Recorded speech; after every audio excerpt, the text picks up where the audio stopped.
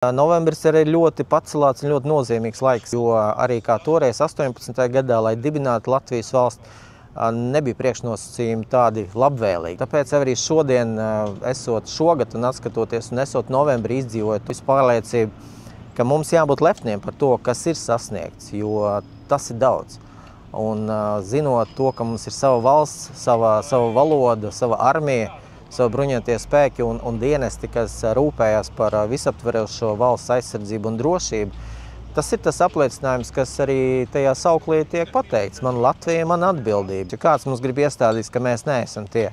Mums nav savas valsts, mēs neesam pašpietiekami pārliecināti, bet mēs esam viena lepna tauta, kas dzīvo Baltijas jūras krastā, un neviens nevar iestāstīt, ka mūs nav un ka mēs neesam tiešām tie, kas bijuši.